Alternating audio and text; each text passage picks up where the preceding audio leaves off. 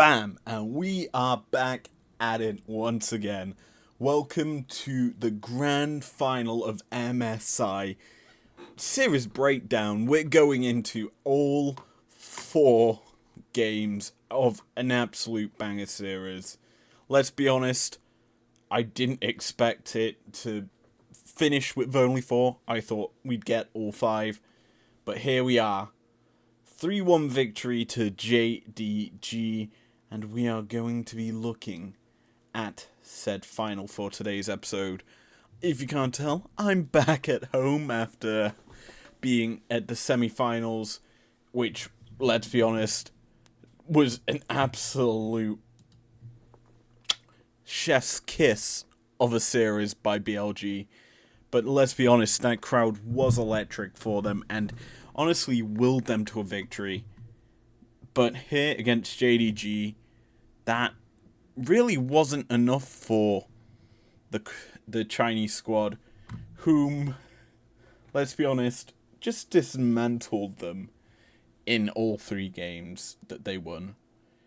There wasn't too much closeness, as once Ruler and Knight, who had a phenomenal series, got off and running, it was just doom and gloom for BLG. So, we're going to talk about Game 1 and the draft. So, how this draft essentially went was basically JDG on blue could ban out one of the big carries, and then it was on BLG to either ban the other one or ban both of them, and then force the ADCs down the totem pole. Or what we ended up seeing here was JDG banning out the big 3 things that we've seen from this BLG squad, and then similarly BLG do the same with the Annie and Cassante flexes, and also removing Nightsari. Kind of hints that maybe we wouldn't see a Yagao Lissandra. Regardless of that, looking at these picks, this squad for BLG is interesting, because there's a Nautilus in there. Nautilus in the jungle. No one saw that. Let's be honest. It's such a wacky flex that honestly adds new layers to this flex pick. It can go mid, it can go support, it can go into jungle. What's stopping it from going top? It's basically a pick that's been played everywhere at this point. But we're gonna have to watch a team fight, because it probably is stupidly insane. Regardless of that, it didn't actually build the abyssal mask that you usually see first from a Nautilus, so that's a bit odd. But regardless of that, what I like about how JDG have drafted is typically what we'd see is Nautilus mid would be paired with super heavy damage AD jungler or a tank jungler to pair alongside it, and then no AP. It's usually paired with the Maokai, is what I've seen. But this draft from JDG negates the lack of AP by bringing in a Gragas, which I guess would be more impactful if there was the Abyssal Helm on the Naut, but hey, it still won the game. As for for BLG, it's a well-rounded comp, let's be honest. The top lane matchup kind of is accounted by the Jax getting belly bopped away or cast away by the Gragas, so there is some sort of outplays that Bing can go for. But I think the big important thing to note is that somehow Gragas topped the damage charts, which is an important thing and stat to note, because bot, and I presume that's mid. Wow. So we're going to look for an actual fight. And wow. Yeah, that kill chart, very small. It's a very low KP game, so we'll go to 25 minutes. Basically, it's on the base push. Like, considering how close this was, we're either going to watch a last game fight or a early game. So we'll go to 9:42 for our breakdown today. Now, what I will say is my audio probably needs to be muted. Yippee. Who enjoys muting audio? I certainly do not. So, let's go into draft for this. Because this kind of lets you know how everything shapes up. I just want to see the pick order for Nautilus. So it's the last rotation. And that kind of does make you think, okay, so Gragas is probably jungle. But it's a triple-double flex. Anyway, we're looking for 9 minutes into the game. And yeah, I remember that happening. We're at 7 minutes, so we're not that far away. Here we go. Bin's really low, so he's probably going to reset and TP back. On is bullying away, missing from the wave. Just standard support battles. And so it's a 2v1 top. Gragas belly bops Jax away perfectly. 369's going to get the kill here. There's no doubt, not 369, Bin's going to get the kill. No doubt about that. So it starts off in a 2v1 top that's just an easy kill for BLG. Knight manages to get up top somehow. I just want to watch his pathing real quick. So, watching Knight, he goes from there. He just walks up. And they're pinging to go in. It's just a lazy recall. Probably gets hit by the shock blast. Yeah, just Knight catches him off guard. Now we go into the pit for the next part of the fight. Rakan gets a nice knock up onto Maokai. And so yeah, that's pretty obvious that's going to happen. Elk gets the nice Moonlight Vigil with the Crescendum? Calibrum? Which one ever? The green gun. So he gets the execute off on Rakan. Now, Herald is being pulled away by Knave, not allowing that to reset. And it's bought time for Knight to get here. Because Knight does a lot of damage. Heal gets used here. The speed option. Now, if you're BLG in this situation, relatively speaking, you're doing the right thing by having Elk push the wave out. But what I would do is instead of what, so this is probably what the game plan was.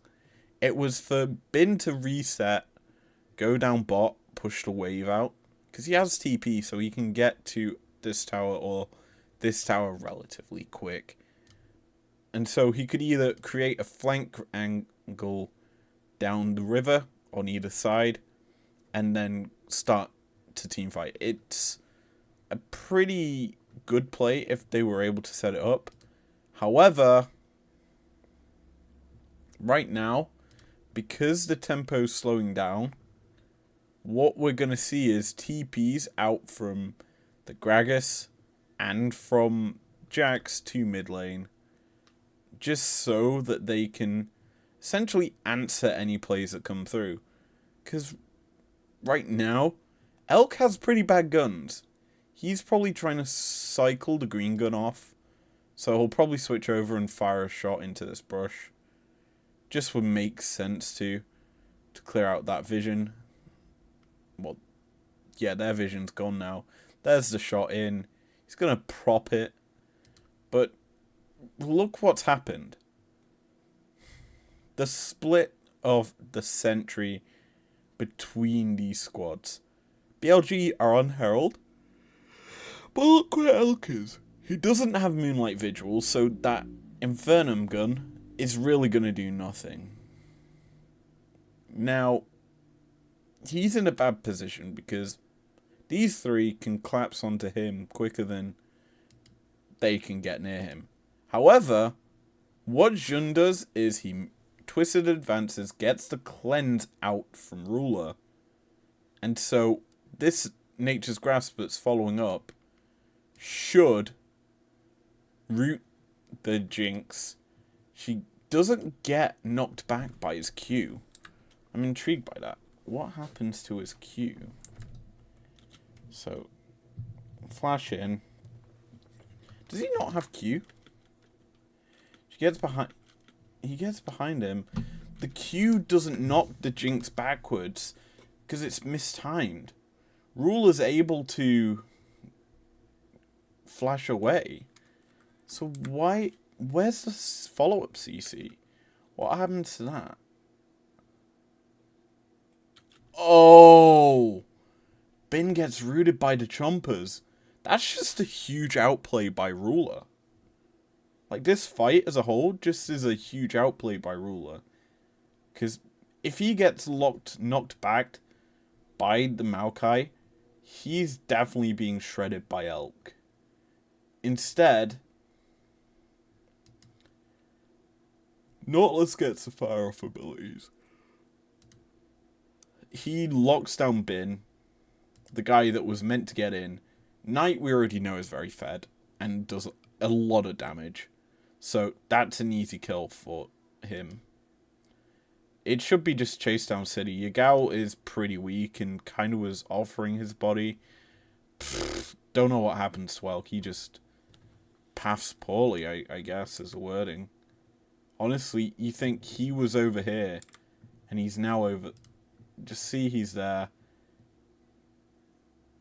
He's trying to chase the Gragas, gets cast. Oh. This is just bad, all things considered. Like,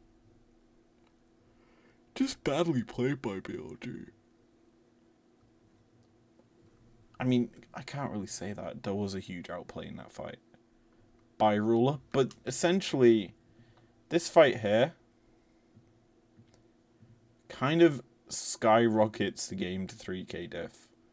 And Kanave is going to get the Herald, which probably will crash into tier 1. I don't remember how that happens, but yeah.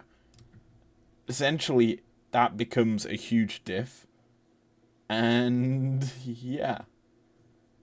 Essentially, game 1 is won 9 minutes into the game because JDG and Control are just so controlling in a sense that they don't want to give you anything. And it's a very suffocating style that we see from them. Now, game 2 is pretty much the same thing, except it takes a bit longer to reach that slope. Because late game team fights, when you get Infernal Soul, this game I remember fondly because Infernal Soul was a quick and easy thing for them. Because look how early they get it. They get 1 Drake, 2 Drakes, 3 Drakes, 4. It's so quick. JDG just don't get stopped. All things. Wait, this is BLG winning. Never mind. I'm out of it. This is the game that BLG won, and you can kind of understand it. If we look at the drafts, the Gwen gets let through straight into Bin's hands. And on top of that, you've got a lot of engage.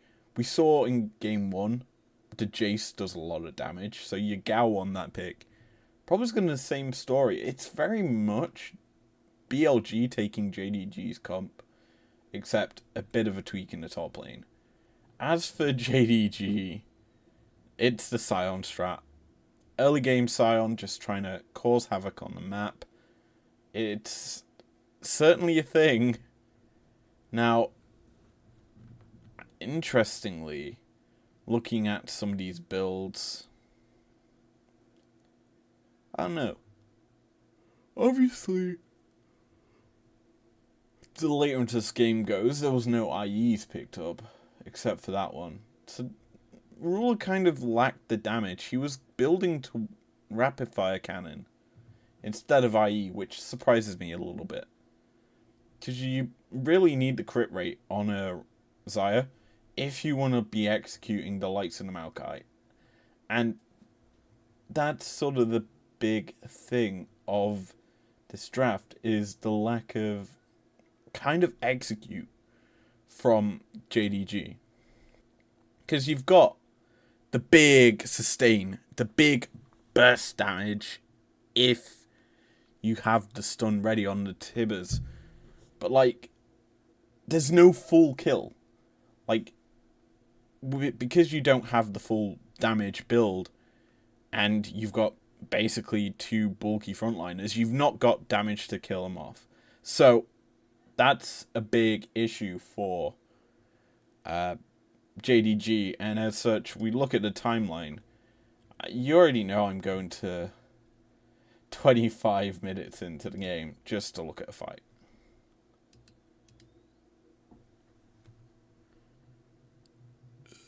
Let's get it. Let's go 25 minutes into a game 23. So this should be interesting. We'll skip ahead a couple minutes. There we go. So, how are the teams positioned? Well, JDG kind of are controlling the lane, as my table is just wobbly as all hell, so apologies for that. Also give me 2 seconds. It gets annoying sometimes hearing stuff randomly out there. So yeah, I'll just close my door just to mitigate that. Apologies if you can hear it. Anyway, looking at positioning right now, we got Bin on a nice push down bot. He's going to be split pushing because he can just TP in with that part of the game where he can get in behind.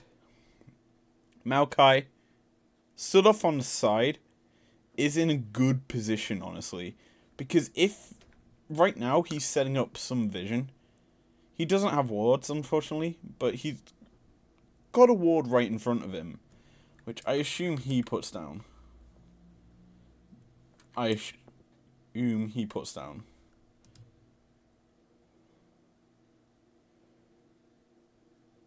He does. So, essentially, he's given a ward for Bin to TP to, if he wants to come join a fight. And you just look at the double vision control wards. There was a third there that's just been cleared out. Basically, BLG are just setting up this flank. Because right now, what objectives are there? Baron. So, what happens is really crazy. Bin's off on the side. He's pushing like a mad lad. Kind of overextending right now. We've already said he can TP over as and when needed, but look what's happening on the map. Maokai has rotated into the Baron Pit, and his team's trying to walk with him. So now, it's a 2v1 in the side, and technically a 3v3 in mid. Because Maokai, I presume, was seen by the ward there, him rotating into the Baron Pit, kind of obvious. So now we look at this fight. Well, we don't look at it right now. It's probably going to pan over or split in half, but Bin's caught out. And Knave the Wukong can either ult Cyclone up Bin so that it allows Knight to get in range to use his stuns, or a Flash Annie stun to get on top. Just because you know Bin's going to try to press W to avoid all the damage. Anyway, looking at top, he uses a Cyclone and gets on top of him. Now that the W has been used, essentially, in this extended technically it's a 1v1, because Knight's just there and doing nothing. It's an easy kill for Wukong. Now, right now, you're probably thinking, okay, what's going to happen? Well, I was slightly worried that Kanave's smite was pretty much going to be on cooldown, but I'm pretty sure he knows he's got it available if you were to make it on time. However, look where he is. This is essentially not a 50-50 Baron. It's in fact more so a just free and easy Baron for BLG. And although this situation's going to be a 4v5, the drag out of what happened here is Yagao jumps onto 369, who's a tank frontliner. He's always going to soak up the damage and not die. You got Jun basically in a bad position. And On's trying to sacrifice himself. He's trying to make it so that Ruler can't save the day for JDG. So what he does is, he goes in, and then Ruler's like, nah fam, I'm just going to press a Feather Storm. And he Feather Storms over the Rakan, whose quickness times out, and now Ruler's essentially free firing. And Rakan on just isn't in a position to like try and protect Jun, but he knows that he's just gonna die if he does. So Jun goes directly into a 1v1 with Ruler. Now BLG are stuck under the tower, so they're gonna have to run for their lives. Tibbers gets dropped down onto Yagao, but Knight has stopwatch, so he's able to survive it. The big solace for BLG off this one fight that kind of wins them, well, I say kind of wins them the game, it does them wonders, is the fact Ruler dies. And it's a shutdown over to the Jace, which means a lot more damage can come through. Spoiler alert, it's a double kill to the Jace, because they chased on the tower. The only Baron that survived is Ons. And so, with only one person with Baron, it makes this game a little bit easier for JDG to survive, but again, we just see that 28 minutes in, final Drake comes through, and it becomes pretty dominant for BLG to just push through the Drake to lane to push to end. Pretty simple, very easy game for BLG to win out once they seized control. But yeah, I would say that was close as well. Game 3 kind of was the tilt factor, as 1, 2, 3, 4, 5, 6, 7, 8. 8 objectives, including first blood, first turret as well. Look at the turret plate diff. It's basically Knight's World if we look at the damage distribution. And Knight's World is Jace. Simply put, this pick has been OP in this series. And looking at this draft, you see very, very little AP. It's predominantly AD. And so you're now starting to question how this game was played by BLG, because your draft clearly, you should have got a tank. Honestly, the fact that 369's on a Scion, Bin has played Ornn in this tournament, I remember. So why? He has played Ornn, I assume. We can check his stats. I know he's known for playing carries, but I'm pretty sure he's played Scion, and he's played Cassante. He hasn't played. Never mind. I knew he played a tank, though. So, BLG banned the Cassante. So, what good picks could they have gone?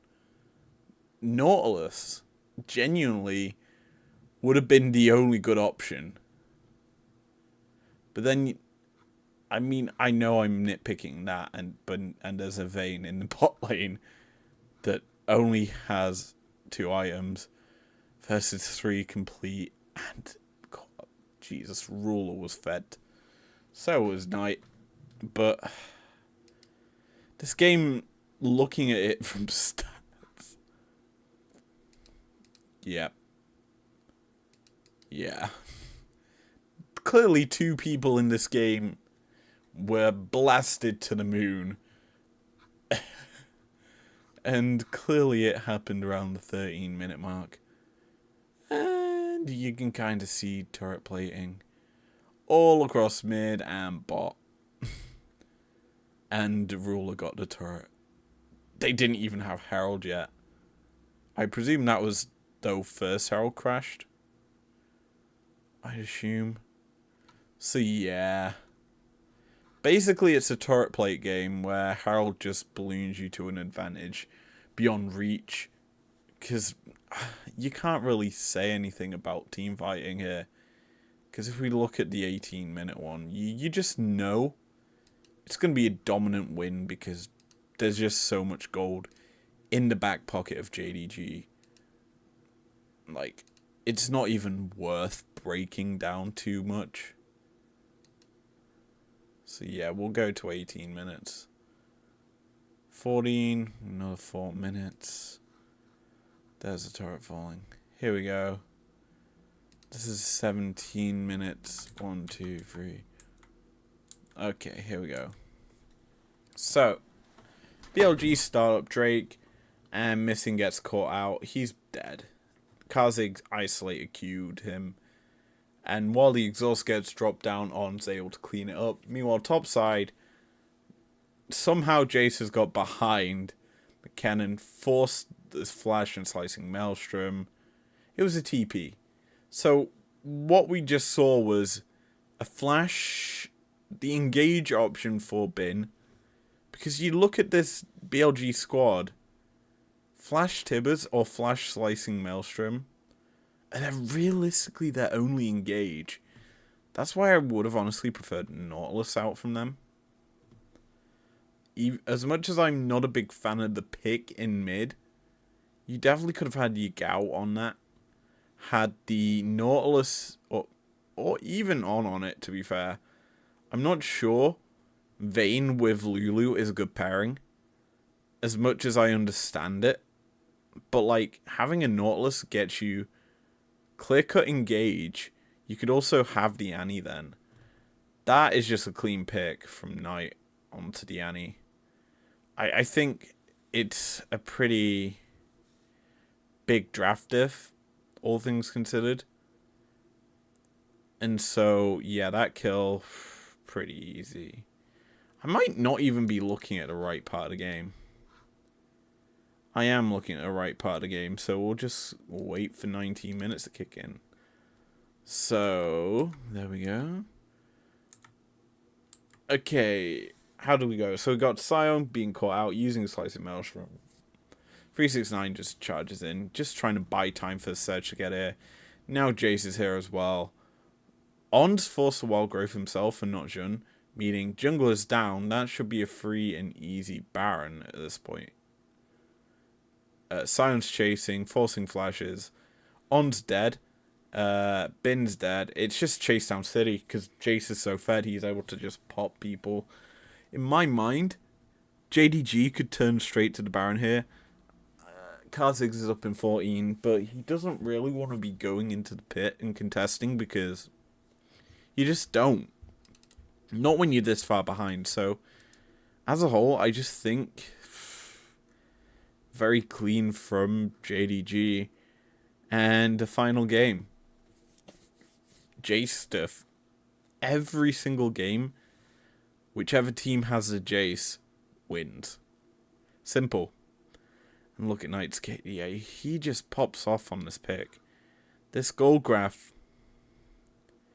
it's like a reverse staircase, let's be honest, because it just goes bonk, bonk, bonk, bonk, bonk in stages. It's clean, and you just see the objectives yet again.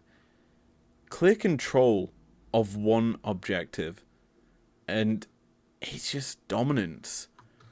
This should tell you that this did not work out. Also cool on I mean, I've seen it. I've already seen it and commented about it before. Because you treat it like canon. But not a fan. Not a fan in the slightest. You know. Because that goal graph is sexy. Because it starts at about 10 minutes. And then he goes on a nice path here. Presumably that is night. No, it's not. It's ruler. Plating. So, honestly, not much fighting, all things considered, according to the timeline. They only got 1 kill. Very little fighting. That's something I've noticed about this tournament. Its fighting has kind of been kept to a minimal. And teams have just been looking for the one and dones. If you remember the cast that Atlas did of T1. Just saying one and done. And that was in the JDG series. Jeez. Anyway. I think we need to look at this fight 18 minutes in. Just to round out this episode. Because we've covered every game. We might as well give a nice taste of the last 18 minutes in. Oh wait, I've already skipped the game.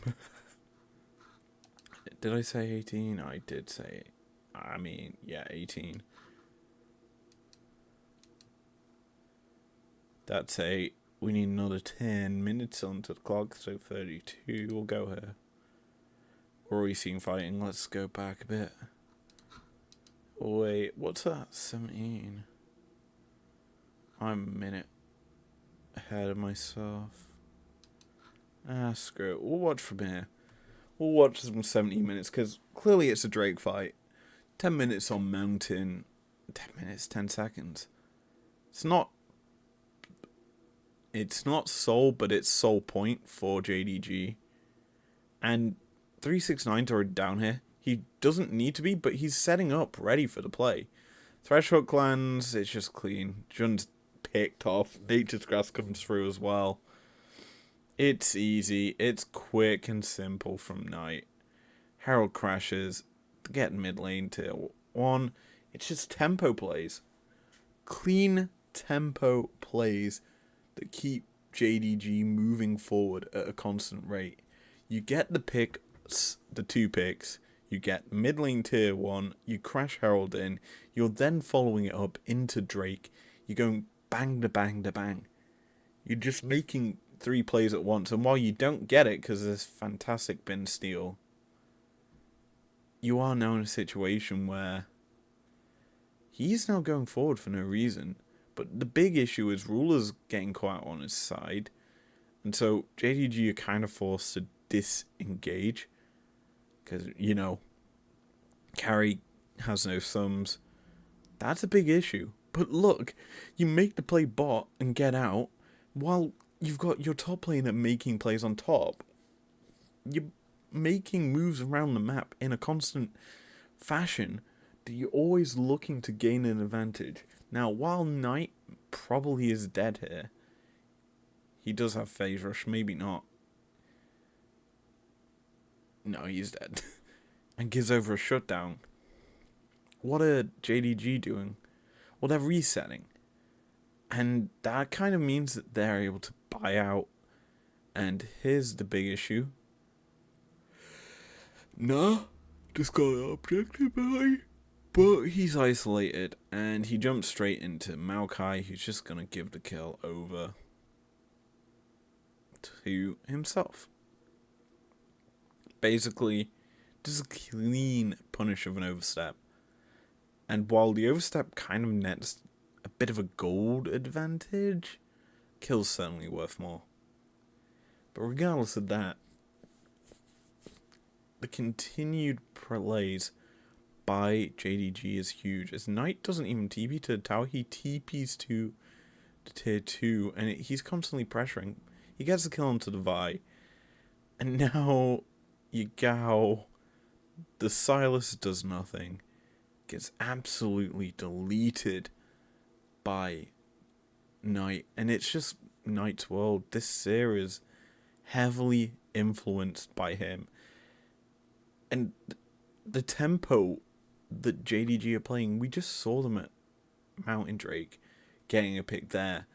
They're just translating it across the map from turret up topside, reset after getting caught out, back to killing the 2 people that caught you out, and now you're at a point where you have Baron and can continue to put pressure down that you've just secured for yourself. It's just clean by JDG, even if they give up 2 kills. It's very well played, and yeah, now you're gonna see turrets falling across the map, and using the Baron pressure, that expected dip in tempo that you usually see from teams that just secure Drakes.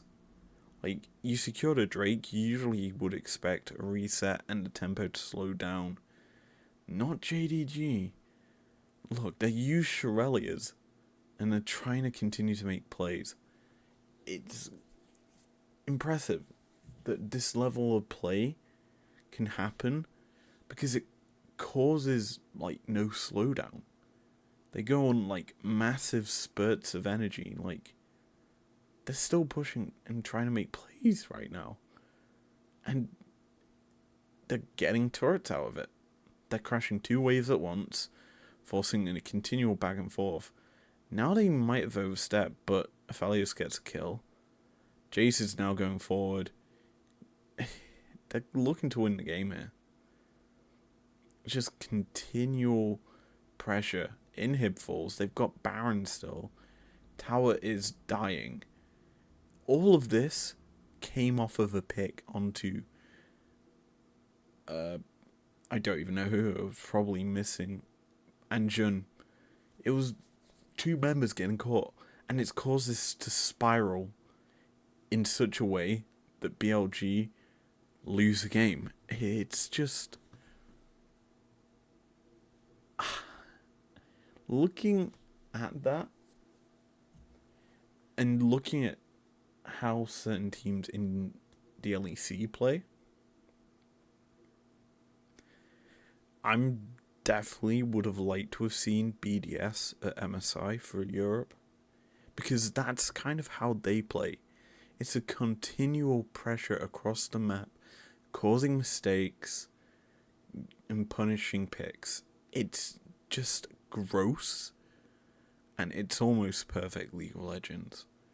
Regardless of that, you will be getting this video ending here. I'm sad to say the daily content is at an end for MSI, but don't fret, you will be getting 2 more videos, of which one is the semi-final, the upper bracket final, I should say.